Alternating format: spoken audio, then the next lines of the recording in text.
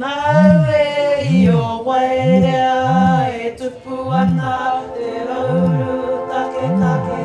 were always brought up with an understanding that Hine Kōpū had a special status within the whānau. They were really taken care of.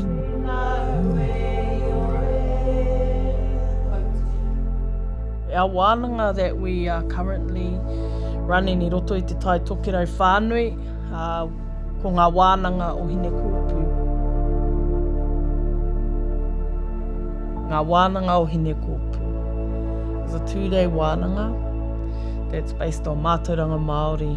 We explore the pregnancy journey, some of the traditional birthing practices. We have lots of interactive activities, lots of kōrero, lots of humour, waiata, lots of kai, lots of miri, wera momo mea katoa. In this wānanga is about reclaiming some of our practices, and one of them was having the placenta or the whenua return to the whānau for them to actually bury. So ipu whenua really is just a container. You can actually make one out of kōrari. Some whānau use hue, but for today we use the clay. I guess my intention for these wānanga would be to reinstate the special status of Hine Kōpū. I'm passionate about it because I think he taonga tuku iho tēnei. My grandmother, she used to take care of hapū mama in our community.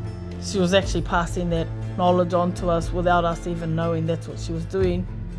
As I got older, I started to then do the same. When I first started thinking about how I might roll a wānanga across the Tai Tokerau, we needed a tuapapa. What presented itself really was our creation narrative. Te orokohanga mai o te ao Māori nei. Because each of the stages that we describe talks to a state of being, really. Te kore really talks about the limitless potential for everything, what could be. All life derives from te kore. Te pō, the state of uncertainty, it also talks about the ebb and flow of Māori. Te kōpipiri is the awakening of the senses, ka oho mai ngā rongo. And that's not just with mama, that's with our pēpē as well, being present before they're even born. Te whaiao talks about transitioning that energy, so moving from the spiritual realm to the physical. And then we arrive at te ao marama, which is the world of light. And that's really when the potential is realised. It's manifested physically.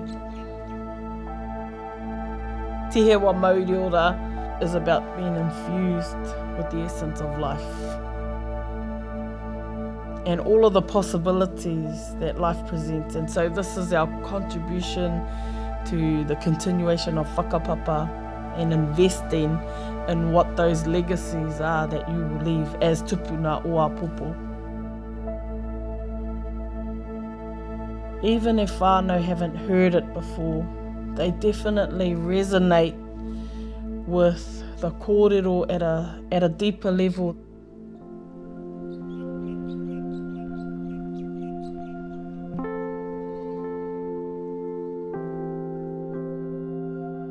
At the time I went to the Hine Kōpū wānanga, I was hapū with my 5th baby.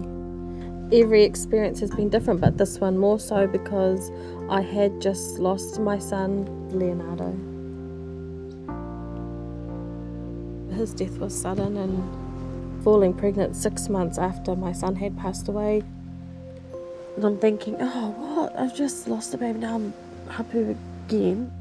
It was just like, oh my gosh, I'm so scared. Like I felt like I was doing it all over again for the first time. I had anger in me, a lot of anger. A lot of, why has this happened? Why is it unfair? Before the wānanga, I just didn't know what to expect, and I was still in my space of healing. Too whakama, I don't want to really see anybody. Then when I did go, Koha, she doesn't know my story yet she was saying things that I really needed to hear, like sometimes our babies choose to go back to Te Kore. And I thought, well, that's what's happened for my Leonardo. After what happened to my last son, I was thinking, how am I going to know baby's okay, baby's breathing well? We were given a waikawa wahakura, and that was all about safe sleeping, and they gave a kōrero about it to say, like, the harakeke, the way it's weaved, baby can breathe through it. Yeah, when I went there, I felt supported, like they understand what I'm going through without me having to say it.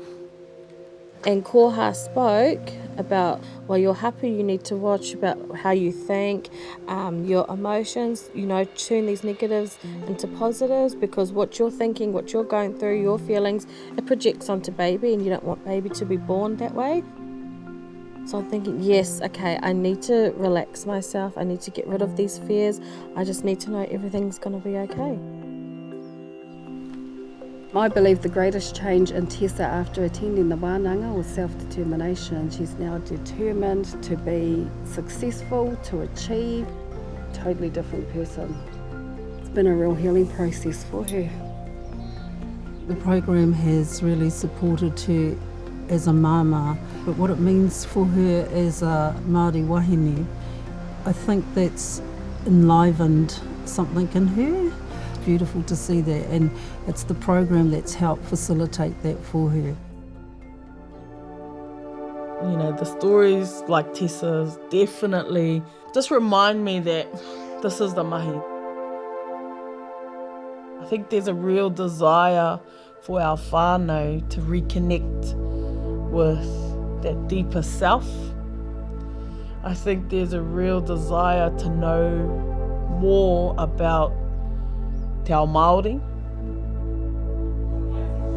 My hope for this wānanga in the future is that it actually becomes a whānau wānanga, their own wānanga o Hine Kōpū and their whare.